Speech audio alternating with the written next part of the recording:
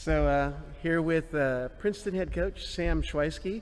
Happy to be making the visit down to Irvine, California for a match against the Anteaters of UC Irvine tomorrow night. My team, but you know, we're all friends in the world of volleyball. That's so, right. Yep. hey, I appreciate you taking the time to Yeah. talk about this upcoming 2020 season. It's going to be super exciting. And I thought we'd grab this opportunity since you're right here in the state, and it's always great to see friendly faces in town. So first question off the top is, so talk about your team's success last year, making it to the Super Six, playing in Long Beach, and just your thoughts on the season. Yeah, it was really special. I mean, last year was my 10th year at Princeton, and we've been chasing this elusive conference championship for 10 years. Princeton won the EIVA championship back in '98, and there's a '98 banner hanging on our gym. And every day in practice, it's like, can we work hard enough to put a number on that banner? That's been the goal, and we were able to do it. It was kind of a storybook season. I mean, we were able to host the EIVA championship, which was so cool. So many alums came back, had it in our gym. Played Penn State, which has been the juggernaut in our conference for so many years, and such a classy, well-run program by Mark Pavlik. To beat them 15-13 in the fifth was just such a beautiful thing with so many fans. It was awesome. Got to go down to Barton, played a really strong Barton team in the Carolinas to get to come to the Final Six, and then played Pepperdine in that first match at Long Beach, which was really cool, having played them the first match of the year, December 30th or something, and then seeing how much we had grown and taken them to 5, and a great talented team and an incredibly well-coached team, but really excited to be able to have that experience. And it gave the guys the taste of how fun it was and exciting it was to push them for this year and say, hey, it'd be really fun to try to chase that again. Definitely. And the team you're referring to are the Pepperdine Waves, Dave Hunt's team. That's and right. Obviously that team that you played had progressed through the season. They grew leaps and bounds throughout the entire year, but that speaks loudly to what you've been doing at Princeton because you were going toe-to-toe with them. So now let's move forward to the 2020 season. AVCA polls are now out, and the EIVA poll. You came in at number 10 in the AVCA poll and picked to win it in the EIVA. You know, coaches, do they pay attention to polls, and what does that mean for this season for you and your Princeton Tiger team? You know, it's such a double-edged sword. You know, the polls, when you receive recognition, it's incredibly humbling and gratifying. And we've never been ranked 10th before. We were ranked, I think, 11th in '98 when we won the championship then. And since then, we've been in the top 15 at different times. But to be ranked 10th, it's very flattering that coaches have that kind of respect and esteem for us. On the flip side, you're as good as your last match, and you know, we haven't played any games this year that count. So, you know, we try to get the guys focused on hard work and process, and the results come. And so, pat on the back, it's great, but let's try to earn it and prove it on a day-to-day basis. Because really, the teams that can stay focused on working hard and getting better, those are the teams that are going to be ranked high at the end of the season poll, which would be the poll that we'd be all sort of most coveted to get after that one, as opposed to the preseason poll. Right. So obviously, it's a very competitive EIVA now, which is great for the sport of volleyball. Now, I've got to ask you, as a coach, who do you see as the top teams pushing the top of the EIVA? Yeah, I mean, Penn State has got to be at the top of the list. I mean, they have so much just historical excellence of the way, you know, Coach Pavlik. I went to the Penn State camp as a camper when Pavlik was there. I played at Vassar against Penn State when Pavlik was there, and now coaching against him for a decade. It's just incredible the standard of excellence that they've put forth. So not just the volleyball program, but the institution. So you got to assume that they're going to be there playing at a super high level. They have a really talented bunch of guys. They got some nice recruits in, so I would expect them to be at the top for sure. George Mason, Jay Hosick is a fantastic coach and a good friend of mine. They return a core group of guys.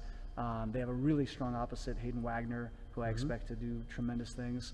NGIT is, I think, for many years has kind of flown under the radar. We played them a bunch this fall. They've got a bunch of really strong guys. Alvaro Gimeno plays for them on the Spanish national team. Luca Berger is a Brazilian middle for them that's super strong. They have a great core group, so I think they could push some guys. St. Francis has one of the best outside hitters in our league for sure, and Michael Fisher. So, and that guy can go for 20, 30 points in a night. So there's a bunch of schools that on any given night can give you trouble, and that makes it, makes you really kind of sweat and watch a lot of film, but also makes every match super exciting. Right. You know. Well, you kind of touched on it obviously through the teams you've mentioned, but who are going to be the top names and athletes that we should see out of the EIVA this year? And you can name some Princeton guys too. Yeah, so a couple, I mean, I touched on Penn State. I didn't mention some of their best players. Brett Wildman is a sophomore, who was tremendous last year. I got a chance to coach him with the youth national team a few years ago. Great kid, incredible athlete, and I expect him to do some big things. Right. Bobby Wilden is a guy that's been on Penn State's roster for many years, has had some injuries.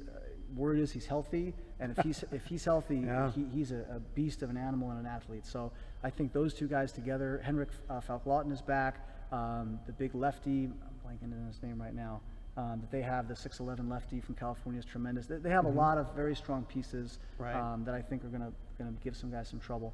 Sam Greenslade is an outside hitter for George Mason who's going to be really strong.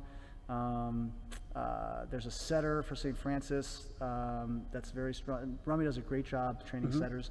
There's a lot of teams that have different guys that I think on any given night can Right. kind of give you fits. Harvard has Stavertlik, probably the best setter in our league. Right. So there's a bunch of teams that have guys that on any night can kind of take control of the match and really give teams a hard time. Makes for an sure. exciting time in the EIVA, that's for sure. Absolutely. Well, let's pull it in. Well, we've gone Okay.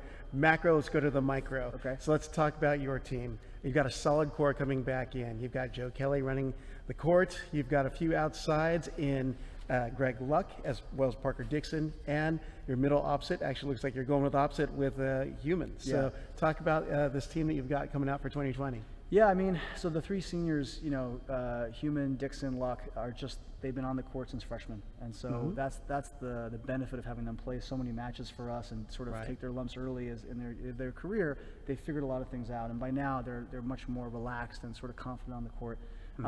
Joe Kelly running the offense the last 3 Right. years is a great thing. The nice thing is we had such a complex sort of non-traditional offense last year with George in the middle opposite hybrid, moving Greg in and out of the middle and outside and stuff, that the team, at least the returners, are very comfortable in adapting and doing Right. different things. And so I was talking to two of the guys yesterday, and I was saying, what lineups do you think, and this and that, and I said, well, we'll probably do these two or this three, and one of them said, really, only 3 options? And I said, well, we'll see. Maybe there's a 4th or a 5th. But Right. I just appreciate their growth-mindedness and their openness to trying different things. Right. Volleyball, the best teams play a certain way, but sometimes you look at the talent you have and you go, I don't know if we fit that way. And so Right. let's see how can we maximize our talent. So Right. I'm just appreciative that they've bought into that, and I think it's gonna pay dividends for us. Well, that's great with that great core of guys. Now, any new faces that we should see contribute to the ferocity of the Tigers this year? Yeah, I think Jared Nelson and Tilla Delignot are 2 sophomores who played some last year, but I think this year are both kind of poised to sort of make a bigger impact. And then freshmen Alex Murkai and James Hartley and Nico Posovac, probably all 3 freshmen have a chance to impact the court. And so, people have asked, how are you look and what do you think? And it's like, we'll find out this week. Yeah. I think the fall ball is good, but there's a measure of the bright lights aren't on yet. Right. And so I think this week, certainly, we play UC Irvine tomorrow. We have an exhibition against Pepperdine on the 31st, and we have a match against USC on the 2nd. I think when the bright lights are on and you get pushed by some top opponents, you really start to see, the cream rise and who's where. And so that's what I always love this trip, because we get to go back east with a notepad full of stuff and saying, here's what we got to work on, here's what we have to get better. Right. Because that's what you're always searching for. And a lot of times in your own gym, you don't get to see it. So we'll find out pretty soon. Yeah. Love the saying, I want to see the cream rise. Yeah. So speaking of the cream rise, I got to put this on. You've been asking some of the other coaches. Yeah. So who are your top picks to win a national championship this season, or potential contenders, we'll say? I have a lot of respect for what Charlie Wade's doing in Hawaii. I think we were out there a couple years ago and just getting and I've known him for a long time, but just sort of the way they train and the athletes they have with their returning core group, I would definitely think that they have to be sort of up in the mix for that. Right. After that, there's a lot of knowns. Right. UCLA has an incredibly talented roster. Yeah. But I mean, I think they're a good bet. I think they're second in the poll or something like that. But again, let's see what can happen with the bright lights, and let's see. Right. BYU is up there for good reason with Gardini, and the opposite from Puerto Rico is a tremendous player. But I think let's see. Stanford has a really nice roster with some good players. I think the top 4 or 5 makes Lewis is returning a bunch of guys, and Dan Friend's an incredible coach. So I kind of looked at that poll and said that makes sense to me as a starting block. But now let's see. Right? Yeah. Let's see who pushes who, and then like you made the mention about Coach Hunt, who gets better in 3 or 4 months. Right. You know, so those are the teams, I think, with the special coaches and the special cultures, that their teams get better over time. And that's what I keep trying to ask questions and glean information, like how do you get your culture to the point where the team is making itself better? And that's something, you know, I know Long Beach is playing now, I think, some exhibitions. They lost some talented players. Their culture is tremendous.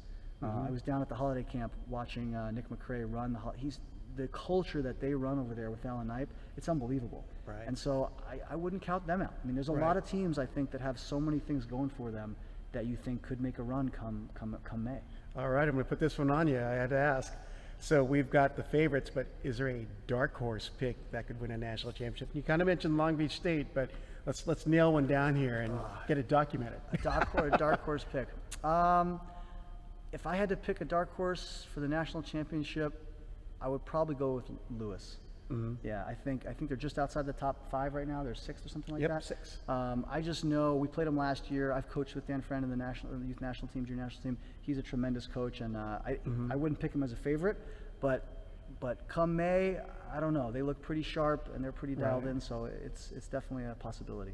Well, excellent. Well, I appreciate your time, Sam. Yeah. I got to say, special thanks to the guys over at the Net Live. Been doing it for 10 years, and we're going to miss them. And met Sam through the guys at the Net Live, and we're hoping between Jay, myself, a bunch of the other coaches that have agreed to come on board that we can at least get something remnant of the Net Live. In fact, I got this on just in case. There it is. Yep, old school shirt. Jeremy, I like it. Nice. But I appreciate the time. Looking forward to speaking with you throughout the 2020 season. I'd say good luck for tomorrow night, but that's my team. I understand. Play hard. I understand. Appreciate it. Thanks, Sam. Appreciate it. Yep.